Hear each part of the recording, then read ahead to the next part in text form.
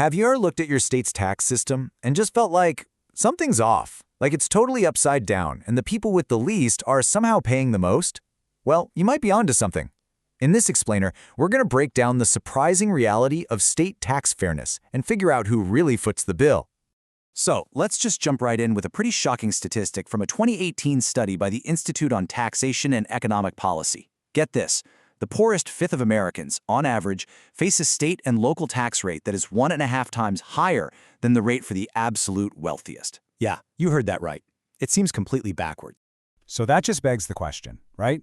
How on earth is this possible? How can a system be designed where the lower your income goes, the higher your tax rate gets? Stick with us, because that's exactly what we're going to unpack. Okay, so to get to the bottom of this, we've got to get on the same page about a few terms. To understand the answer, you first have to understand the different ideas about what makes a tax system fair in the first place. First up, we have what's called a regressive tax. This is a system that's literally upside down. As your income goes down, the percentage of that income you pay in taxes actually goes up. The burden falls heaviest on the folks with the least ability to pay. The opposite of that is a progressive tax. Now, this is probably what most of us think of when we imagine a fair system. It's pretty straightforward. As your income goes up, the percentage you pay in taxes also goes up. The more you make, the higher your rate is. And finally, there's a proportional tax. You've probably heard it called a flat tax. It's simple. Everyone pays the exact same percentage, whether you make $20,000 a year or $20 million. So keeping those definitions in mind, let's look at the three main tools states use to bring in revenue. You can think of a state's tax system like a recipe, and the fairness of that recipe depends completely on the ingredients it chooses to use. And it really just boils down to these three buckets. Taxes on what you earn, that's your income tax, taxes on what you own, your property taxes, and taxes on what you buy, sales and excise taxes. Okay, now this is where things start to get really wild. Let's zoom in on sales and excise taxes. That's the tax on stuff you buy. For the top 1% of earners, these taxes add up to less than 1% of their total income. It's barely a blip on the radar. Now let's look at the middle 20%. For them, it's a totally different story. That same sales tax takes a 4.8% chunk out of their income. That's already more than 5 times the rate that the wealthiest are paying. And for the poorest 20%, a staggering 7.1% of their income is eaten up by these taxes. That is nearly 8 times the rate of the top 1%. And it kind of makes sense when you think about it, right? Lower income families have to spend almost everything they earn just to get by, while wealthier folks can save and invest a big chunk of their money, and that money isn't getting hit with sales tax. And boom, this chart just lays it all out perfectly. Just look at the red bars for sales tax. See how they get smaller and smaller as income goes up? That is a regressive tax in action. Now look at the green bars for income tax. They get bigger as income rises. That's a progressive tax. Property taxes, those yellow bars, are kind of stuck in the middle.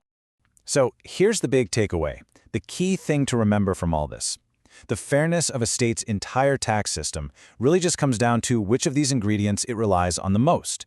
If a state leans heavily on income taxes, it's going to be more progressive. But if it leans heavily on sales taxes, you're going to get a highly regressive system.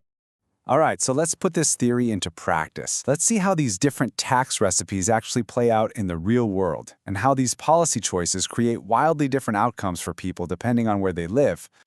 We're going to put two states head-to-head, Texas and New Jersey. Before taxes, they have pretty similar levels of income inequality. But let's see what happens when their tax systems get involved.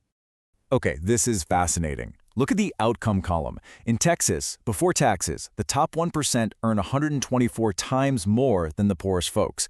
But after the state's regressive taxes kick in, that gap actually gets wider. It jumps to 140 times. Meanwhile, in New Jersey, the system does the opposite. It actually narrows that gap, even if it's just a little bit. And here's exactly why. It's no accident. It's a direct result of policy. Texas has no personal income tax and relies heavily on sales tax. The result? The poorest residents pay a whopping 13% of their income in state and local taxes. New Jersey, on the other hand, uses a progressive income tax and doesn't lean so hard on sales tax, which means a much lower rate for its poorest families. In fact, the report calls out the 10 most regressive tax systems in the country, the terrible 10, and the numbers are just stunning. Look at Washington State number 1. The poorest 20% pay nearly 18% of their income in taxes, while the top 1% pay just 3%. That is the definition of an upside-down system. And you start to see a pattern here, right? Washington, Texas, and Florida all have no personal income tax. And this all leads us to a huge misconception when it comes to state taxes. We hear politicians brag about it all the time, being a low-tax state. But that really forces us to ask the most important question. Low tax for whom? Because as we've just seen, a state can be very low tax for the wealthy while being extremely high tax for everyone else. And here it is, the final, kind of mind-blowing twist. Many of those so-called low-tax states, Washington, Texas, Florida, are actually among the highest tax states in the entire nation for low-income families. Washington, the state with no income tax, is the single highest tax state in America for its poorest residents. So it's low tax for the rich and high tax for the poor. So, at the end of the day, it leaves us with a pretty big question to think about. The debate is so often framed around who can cut taxes the most. But maybe the better question is this: should the goal be just a low rate, or should the goal be a fair one?